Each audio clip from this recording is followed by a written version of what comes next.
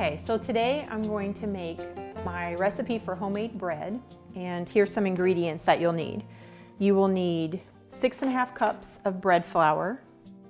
All-purpose flour works, but bread flour is better. You'll need 4 teaspoons of an active dry yeast. You'll need 1/3 cup of coconut oil, 1/3 cup of honey, 2 eggs, a couple of teaspoons of salt, and eventually 2 cups of warm water. So the first thing I'm going to do is add the 4 teaspoons of the dry active yeast into the bowl, and then I'm going to need to add 2 cups of warm water to let the yeast activate. So now that the water and the yeast are together, it's going to take about 5 to 10 minutes for the yeast to activate. So you're just kind of waiting for the yeast, when you move the bowl, to kind of bubble up towards the top. Now my yeast is bubbly and kind of foamy at the top. You should be able to smell the yeast when it's ready. I'm going to add the rest of the ingredients. So we're going to put the 1/3 cup of coconut oil. We're going to go ahead and put the 2 eggs in. Here's the couple of teaspoons of salt.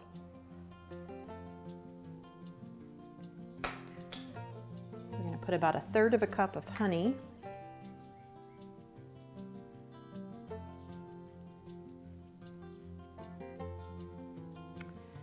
And you're going to put in the 3½ cups of flour. The other part of the flour you'll add in later. So now you're going to put your paddle on. You're going to turn it on low, real easy, so that the flour doesn't all spurt out. Kind of mix it around a couple of times. And you're going to let this mix for about 5 or 6 minutes until everything's nice and combined.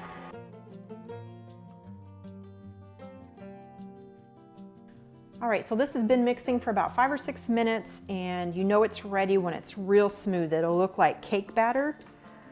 The coconut oil has all dispersed in there, so you're going to lift it up. You're going to need to scrape your paddle just slightly. And once that's done, you're going to take your paddle off, and now you're going to add the other 3 cups of flour. Okay, so now the rest of the flour's in, and now you're going to put your bread hook on. And you're going to let this run for about the same amount of time until the dough comes together. All right, so the dough is ready. It's kind of all wound together. You know it's ready then. So what I did in the meantime is I preheated the oven to about 200 degrees, and that just kind of warms up the environment so that the yeast will rise in there in the bowl. So what I'm going to do now is take this dough and I'm going to put it into a pre-sprayed bowl, and then I'll put that into the oven.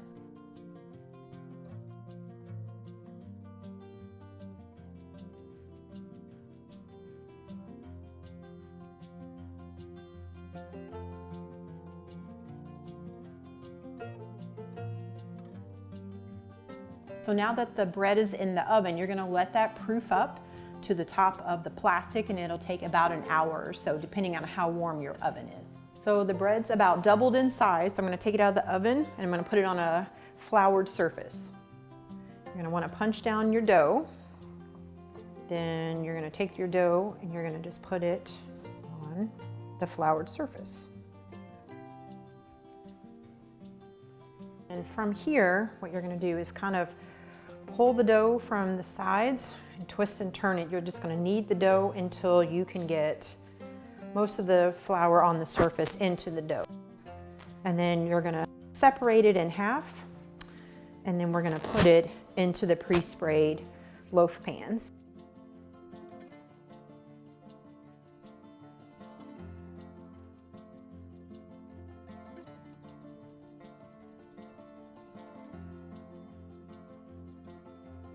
Okay, so now dough's in half. I'm going to cut it into 2 pieces, and then I'm going to take that piece and just kind of roll it over to where it's making another small log, and put it into that sprayed pan. And then once you have it in your pan, you're going to kind of push down on the dough to get any extra air pockets out of it.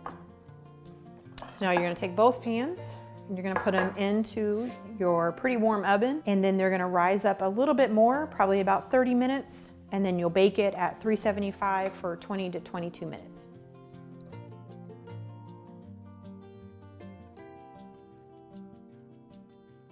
Okay, so these are 2 loaves after they've baked for the 20 to 22 minutes. You want to take them out of the pan, let them rest on a wire rack so air will get around them. Give them about 30 minutes until they cool some, and then you can slice them into sandwich bread. You want to put them into a bag, like a sandwich baggie, and then put it into the refrigerator and keep the loaves in the refrigerator since they don't have preservatives in them.